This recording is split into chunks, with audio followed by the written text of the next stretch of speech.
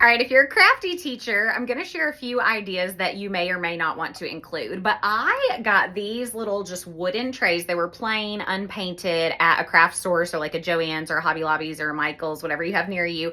And then I took my favorite scrapbook paper, just fun school prints, and I Mod Podged that into the bottom. So first I painted them cute colors, then I Mod Podged scrapbook paper into the bottom, and then I just took cheapo little sheet protectors, cut off the side where you would put it in a notebook, and glued them in. That way I can use these for all sorts of shuffle games. So I don't know about y'all, but like when I taught second grade, I used this in math all the time. So I just filled it with numbers, and then I would put like counters in there, and students would shuffle that. Those would be the two numbers they would add together. So if I was just working on like a fast fact fluency rotation, that just kept it a little more engaging. You can use this for all sorts of activities. But again, in the summer, sometimes you're looking for a craft, especially my new teachers. I know you want a few, just kind of pour your heart into cute contributions.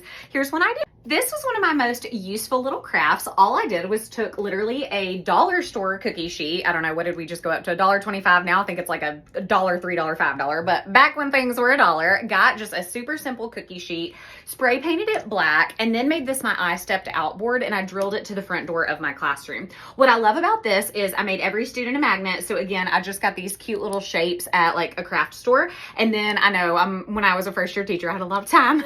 I Mod Podge paper and then put numbers on them, and then glued a magnet to the back for every kiddo in my class. So I think I went ahead and made like 25, and that way if one got lost, I had some extras.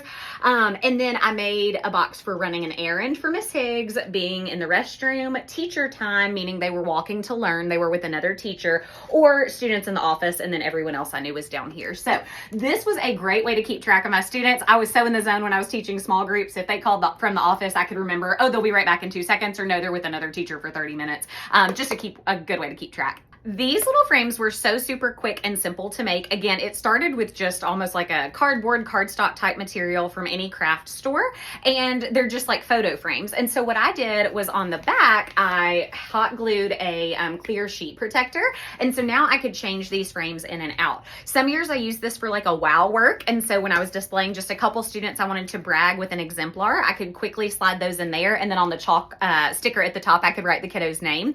Or some years, like right now, I have them for challenge problems. And so these are 3 differentiated challenge problems that are called problem of the week. And so this was a quick way that students could come access those. And then I could easily flip those out week by week, but they were even leveled, like start here. If you finish that challenge, go to this challenge. If you finish that, you can even go to level C, which is like 7th and 8th grade challenges. So anyway, I made 3 of these, but super quick, super simple to make, and just Mod Podge cute scrapbook paper on the front. But they're just so easy to change out. I love them. So for these, again, just visiting a craft store, and I bought large cork squares, and then I had dear old dad chop them into fourths for me. And so each large square made 4 small ones. And this was how I displayed student work. So I quickly used cute scrapbook paper at the top, and then used blank label stickers and typed names on them.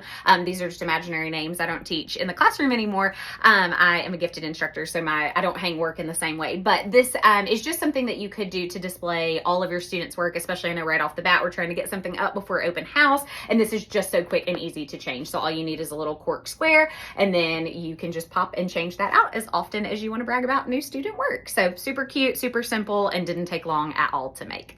Where are my departmentalized teachers at? I loved this table point system that, of course, I just stole from another teacher BFF. But what she did was she took a piece of poster board, and then she printed numbered stickers from 1 all the way to 20. And then at the bottom, it says which table group it belonged to. And then she would just quietly, she wouldn't even have to say a word. She would walk around her classroom, and she would just move the clip up when the whole table was working together collaboratively. Now, at the time, she had 2 different classes. And so, her morning class knew that they were red. Her afternoon class knew that they were blue. And so that way every day she was just walking around, and I could just watch her. It was beautiful. She'd just be teaching, and she'd just go over and just move that up a point, and then just keep on teaching beautifully. And then when students got to 20 points, they got some sort of celebration, reward, lunch with her, whatever that may be. But loved this table point system to encourage collaborative work. And especially when you have 2 classes, that can be so hard to juggle, but just a simple different colored clothespin makes it really easy. We love a teacher BFF. One of my huge commitments this year is ensuring that my classroom is a neurodiversity affirming space. And I can kind of fly by the seat of my pants, right? Of course, we are teachers, we are flexible, but we have some students who really live by a schedule. Well, how do we change that daily? How do we set that stage from the beginning of the day? Well, I took cute scrapbook paper and then printed off all the different parts of our schedule, laminated those, and then hot glued magnets on the back. And then it was so quick and easy. I never put times because Miss Higgs can't stick to a time. But what I did do was I just put the day in order of events. And that way I could quickly and easily move and manipulate those pieces. If, today we're going to actually have to bump reading up because we've got something else happening in the afternoon. So anyway, just a quick way to visually let students, it was right when they walked in the door. It was as soon as they walked in, they could kind of look through our day.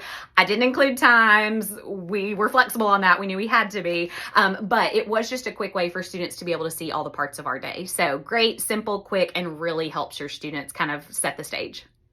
All right, by far one of my favorites, but one of the most time consuming. So what I did here, again, you can buy these cardboard pennants already made at a craft store.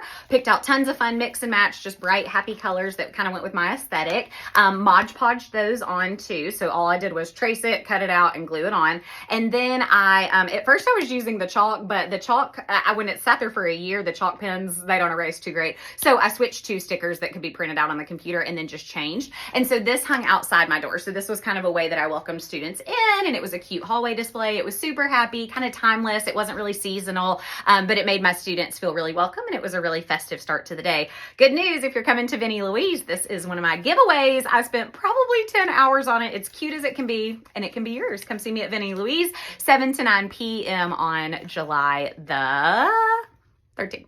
See you there.